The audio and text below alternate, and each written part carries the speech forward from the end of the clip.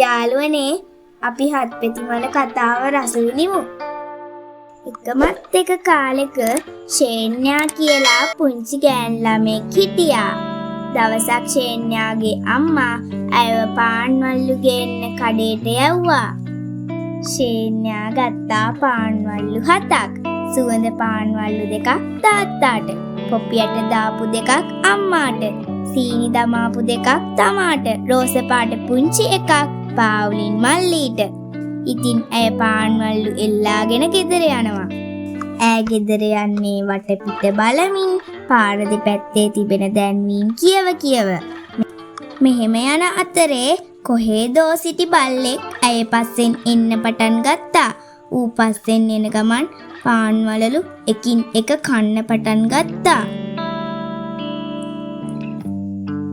ඔහොම යද්දී ෂේන්යාගේ අතට සැහැල්ලුවක් දැනුන නිසා ආපසු හැරිලා බැලුවා. අයියෝ පමා වැඩි. බල්ලා අන්තිම රෝස පාට පාන් වලල්ලත් අරගෙන කනවා. අයියෝ මෙහෙමත් නපුරු බල්ලෙක්. ෂේන්යා කෑක ගහ ඌව අල්ලන්න දිව්වා. ඈ කොච්චර දිව්වත් බල්ලාව අල්ලගන්න බැරි වුණා. අන්තිමේදී ෂේන්යා නැවතිලා වටපිට බැලුවා. අයියෝ මං අතරමං වෙලා. ෂේන්යා බය වෙලා අඬන්න පටන් ගත්තා. එකපාරටම කොහෙදෝ ඉඳලා ආච්චි කෙනෙක් ෂේන්යා ළඟට ආවා. ළමයෝ මොකද අඬන්නේ? ආච්චිගේ කරුණාවන්ත කටහඬ ඇසුණු ෂේන්යා අඬන එක නැවැත්තුවා. ෂේන්යා ආච්චිට ඔක්කොම විස්තරය කිව්වා. ආච්චිට ෂේන්යා ගැන දුක හිතුණා. ආච්චි ෂේන්යා තමන්ගේ මල් වත්තට එක්කගෙන ගිහිල්ලා මෙහෙම කිව්වා. කමක් නෑ අඬන්න එපා. මම උඹට පිහිට වෙන්නම්. මගේ මල් වත්තේ එක මලක් පිපිලා තියෙනවා. ඒ මලට කියන්නේ හත්පෙති මල කියලා. ඒ මලට උඹට ඕන ඔක්කොම කරන්න පුළුවන්. උඹ පාරේ යනකොට වටපිට බැලුවා වුණත් උඹ හොඳ ළමෙක් බව මම දන්නවා. මම උඹට හත්පෙති මල තෑගි කරන්නම්කෝ. ඒ මල ඔක්කොම කර දෙනවා. ඉතින් මෙහෙම කියලා ආච්චි මල් පාතියකින් ලස්සන මලක් කඩලා ෂේන්යා අතට දුන්නා. ඒ මලේ කහ රතු තදනිල් කොළ තැඹිලි ලානිල් පෙති 7ක් තිබුණා. මේ මල සාමාන්‍ය එකක් නොවේ. උඹට ඕනෑ දෙයක් කර දෙනවා. මල් පෙත්තක් කඩලා විසි කරන මෙහෙම කියන එක විතරයි. මල් පෙත්තේ උතුරු දෙසට දකුණු දෙසට බටහිරටත් නැගෙනහිරටත් ඉගිල හැම දෙසට කැරකිලා ඇවිත් බිමට මා කියන දේ කර දෙන්න මට. ඉතින් මෙහෙම කියලා මේ දේ මට කර දෙන්න කියන්නකෝ. එතකොට හරියටම කර දෙනවා. ෂේන්යා බොහෝම විනීතව ආච්චිට ස්තුති කරලා ගේට්ටුවෙන් එළියට ගියා. ඇය එළියට ආපසුවයි මතක් වුණේ ගෙදර යන්න පාර දන්නේ නැති බව. ආපසු හැරිලා බැලුවත් මල් වත්තවත් ආච්චිත් පේන්නේ නැහැ. ෂේන්යා හනික කහපාට මල් පෙත්ත කඩලා විසි කරලා ආච්චි කියපු මල් පෙත්තේ කවිය ගායනා කරලා පාන්වලුත් එක්ක මා ගෙදර ඉන්න ඕනෑ කියලා ඉල්ලීමක් කළා. ඇයට මේ කියලා ඉවර කරන්න ලැබුණේ නැහැ. ඒ මොහොතේම ඇය පාන්වලුත් එක්ක ගෙදර. ෂේන්යා පාන්වලු අම්මාට දීලා මෙහෙම හිතන්න වුණා. මේක හරිම පුදුම මලක්. හොඳම ලස්සන මල් පෝච්චියේ මේ මල තියන්න ඕනෑ. ඇය රාක්කේ උඩම තට්ටුවේ තියෙන මල් පෝච්චිය ගන්න පුටුවක් උඩට නැගුණා. ඒ වෙලාවෙම ජනේලය ළඟින් කාක්කෝ රංචුවක් ඉගිල යනවා ෂේන්යා දැක්කා. කාක්කෝ 7 දෙනෙක්ද 8 දෙනෙක්ද කියලා හරියටම දැනගන්න ෂේන්යාට ඕනෑ කළා. ඈ ඇඟිල්ල දික් කරලා ගන්න පටන් ගත්තා. දඩාස් මල් පෝච්චිය බිම වැටුණා. උඹ ආයෙත් මොකද්ද බින්ද නේද? අම්මා කුස්සියේ ඉඳලා කෑ ගැහුවා. නෑ අම්මා මුවා මුකුත් බින්දේ නෑ.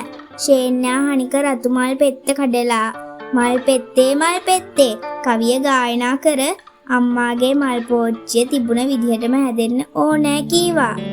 එතකොටම කැඩුණු බිඳුණු කෑලි ඔක්කොම එකට එකතු වෙලා මල් පෝච්චිය තිබුණ විදිහටම හැදුනා. ඉතින් ඊට පස්සේ ෂේන්යා මිදුලට ආවා. මිදුලේ පිරිමි ළමයි කට්ටියක් සෙල්ලම් කරනවා ෂේන්යා දුටුවා. ෂේන්යාටත් ආසා හිතුණා සෙල්ලම් කරන්න. අනේ මාවත් ගන්නකෝ ඔයගොල්ලන්ගේ සෙල්ලමට. අපි උතුරු කෙළවරේ සෙල්ලම කරනවා. අපේ සෙල්ලමට ගෑනු ළමයින් ගන්නෙ නෑ. මට ඕන නෑ. මං ඔයගොල්ලෝ නැතුව යනවා උතුරු කෙළවරට. ෂේන්යා ගේට්ටුවට මුවා වෙලා හත්පෙතිමල අරගෙන තද නිල් පාට පෙත්ත කඩලා මල් පෙත්තේ කවිය ගායනා කළා. දැන් මාව උතුරු කෙළවරට ගෙනියන්න ඕන. එක සැරේටම හුලං හැමුවා. ඉර නොපෙනී ගියා. මහා භයානක විදිහට අඳුරු වුණා. ඇගේ පායට පොළව බඹරයක් වගේ කැරකැවුණා. උතුරු කෙළවරේ ඇයට ලොකු තනිකමක් දැනුණා. අයියෝ අම්මා සීතලයි. ෂේන්යා කෑ ගහන්න පටන් ගත්තා. කඳුළු මිදිලා අයිස් වගේ නහයෙන් එල්ලුණා. අයිස් කඳු වලින් සුදු වලස්සු 7 දෙනෙක් ෂේන්යා ළඟට එනවා. ඒ ඔක්කොම එක වගේ භයානකයි. ෂේන්යා හොඳටම බය වෙලා හත්පෙති මලේ කොළපාට පෙත්ත කඩලා වීසි කරලා පුළුවන් හයියෙන් මල් පෙත්තේ කවිය ගායනා කළා. ආයෙමත් මා අපේ මිදුලට ගෙනියන්න ඕනෑ කියනකොටම ඈ මිදුලේ. පිරිමි ළමයි ඇය දිහා බලලා hina වුණා. ෂේන්යාට තරහ ගියා. ඈ පිරිමි ළමයි සමග සෙල්ලම් නොකර තීරණය කළා වෙන මිදුලකට යන්න. ගෑනු ළමයි එක්ක සෙල්ලම් කරන්න. ගිහින් බැලින්නම් ගෑනු ළමයි ගාව තියෙනවා නොයෙක් ජාතියේ සෙල්ලම් බඩු. එක්කෙනෙක් ළඟ පුංචි කරත්තයක්. තවත් කෙනෙක් ළඟ රෝද 3 බයිසිකලයක්. තව කෙනෙක් ළඟ තොප්පියකුයි සපත්තුයි අන්දපු කතා කරන ලොකු බෝනික්කෙක්. ෂේන්යාට කනගාටු හිතුණා. හොඳයි ඔයගොල්ලන්ට මම පෙන්වන්නම් කාඩ් සෙල්ලම් බඩු තියෙන්නේ කියලා. ඉතින් ෂේන්යා හත්පෙති මලේ තැඹිලි පාට පෙත්ත කඩලා ඈ කවිය ගායනා කළා. මේ ලෝකේ තිබෙන ඔක්කොම සෙල්ලම් බඩු මට ලැබෙන්න ඕනෑ. ඒ මොහොතේම හැම පැත්තෙන්ම ෂේන්යා ළඟට සෙල්ලම් බඩු ගලා එන්න පටන් ගත්තා. හැම පාරකින්ම බෝනික්කන්, බෝල, බයිසිකල්, සෙල්ලම් කාර්, ට්‍රැක්ටර් පෙරලීගෙන එනවා. බැලුම් කෝටි ගණන් අහසේ පියඹනවා. පැරෂුට් වලින් බෝනික්කෝ බසිනවා.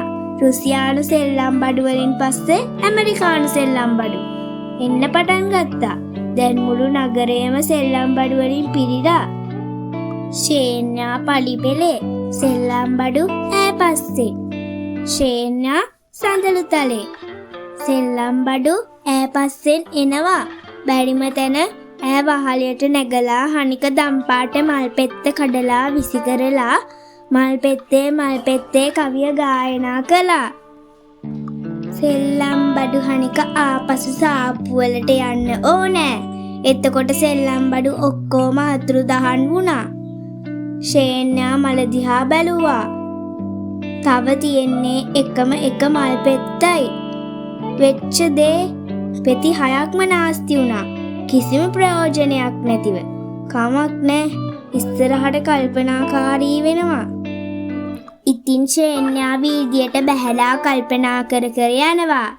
ෂේන්යා දැක්කා ගේට්ටුව ළඟ හොඳ ලස්සන පිරිමි ළමයෙක් වාඩි වෙලා ඉන්නවා.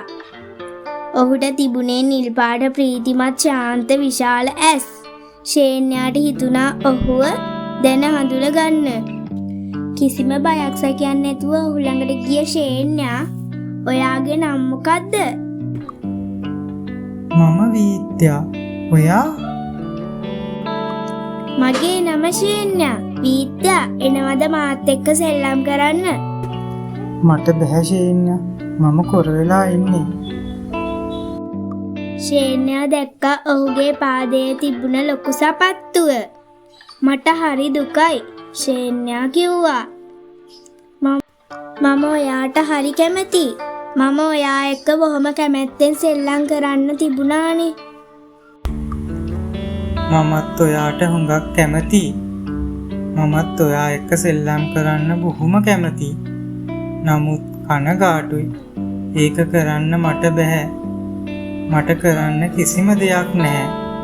මගේ මුළු ජීවිතේම මෙහෙමයි. ආනේ වීත්‍යා ඔයා මොනවද මේ කියන්නේ? ෂේන්යා තම සාක්කුවෙන් බුදුමහත් ප්‍රතිමල අරගත්තා. බොහෝම පරිස්සමින් මලේ අවසාන නිල් පාට පෙත්ත කඩලා විසි කරලා හීන් හඬින් ප්‍රීතියෙන් මෙහෙම කියන්න ගත්තා. මල් පෙත්තේ උතුරු දෙසට දකුණු දෙසට බඩපින්නටත් නැගෙනහිරටත් ඉගිල මේ හැම දෙසට කැරකිලා ඇවිත් බිමට මා කියන දේ කර දෙන්න. මට වීත්‍යා සනීප කරන්න ඕනේ. එතකොටම වීත්‍යා බංකුවෙන් නැගිටලා ෂේන්යා සමග සෙල්ලම් කරන්න පටන් ගත්තා. ඔහු කොපමණ හොඳට දිව්වද කියතොත් ෂේන්යාට ඔහු අල්ලා ගන්නත් බැරුව ගියා. ඉතින් යාළුවනේ තවත් රසවත් කතාවකින් ඔයාලව හමුවන තෙක් අපව සබ්ස්ක්‍රයිබ් කරලා තියාගන්න.